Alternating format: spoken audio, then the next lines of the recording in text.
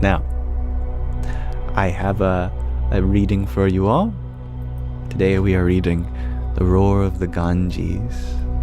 This is a wonderful book donated by a devotee of the author, Swami Tadatmanandaji. Here, Swamiji recounts his journey in India just before he became a Swami, which means a spiritual renunciant, like a kind of monk. Hello, Mr. Beans. Would you like to say hi to the world? Hi. You're very vocal. You're good at expressing yourself. I love you. You just smacked my pants. Understandable, they don't fit me anymore. My belly has grown.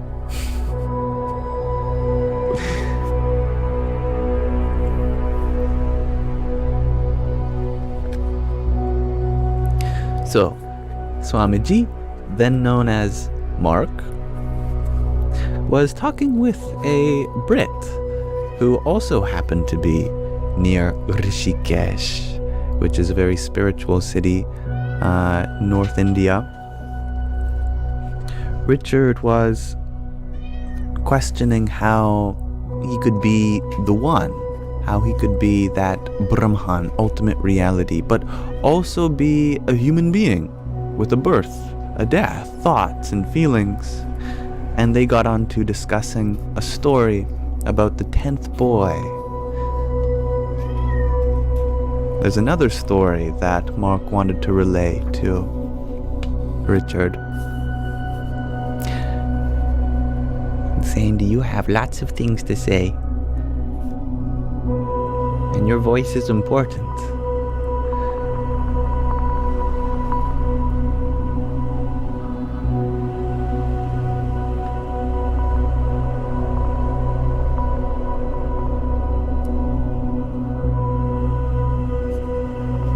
Let's see, where were we on the page? All right. I gazed out the window at the Ganges flowing below, thinking about another story, one from the Mahabharata about Karna. Not karma, but Karna. I told the story to Richard.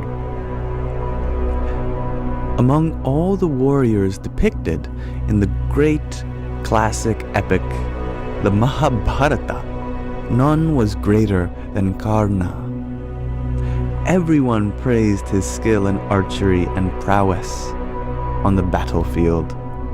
But, in spite of his heroic reputation, he felt ashamed for having been born to low-caste parents.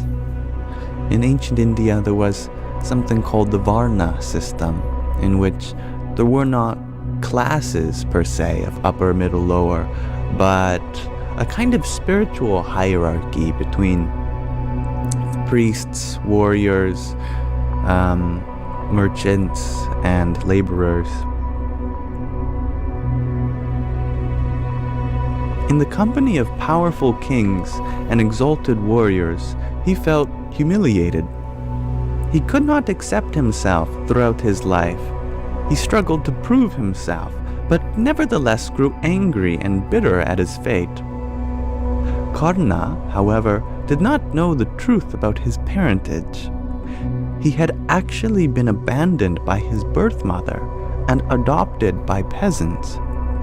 In reality, his mother was a queen, and his father was the sun god, Surya.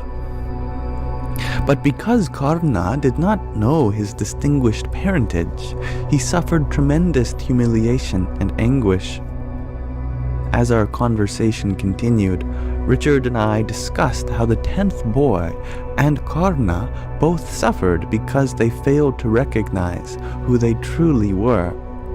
As a result of their confusion, both had struggled in vain. Yet, neither of them could remedy their predicaments because they failed to address the real problem, their ignorance of their true identities. Stories like these illustrate how suffering arises due to ignorance of our true nature, ignorance of Atma, the soul or self.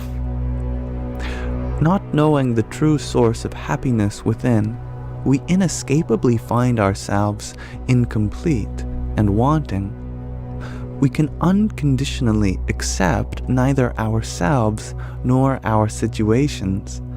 As a result, we are filled with desires and are driven to seek relief from our dissatisfaction.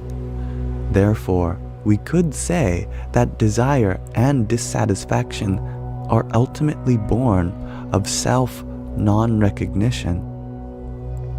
The failure to know one's true nature as the source of love, contentment, and fullness.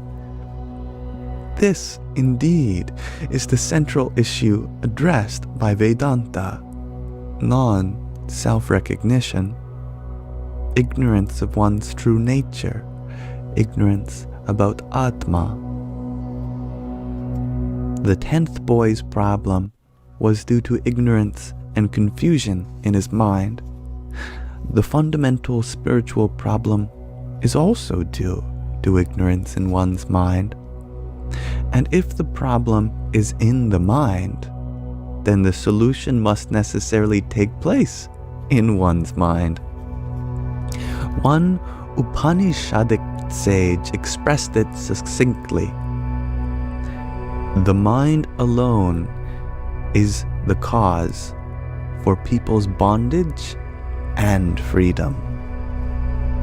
Or as the poet John Milton said many centuries later, the mind is its own place. It can make a heaven of hell or a hell of heaven. Just as the confused boy needed help to realize his error, we need assistance in dispelling erroneous notions about ourselves. The role of a spiritual teacher, guru, is to guide seekers to discover the nature, the true nature of oneself, Atma. It was the search for such guidance that brought both Richard and me to India. But as Richard had begun to discover, finding proper guidance, even in this land of saints and sages, is not at all certain.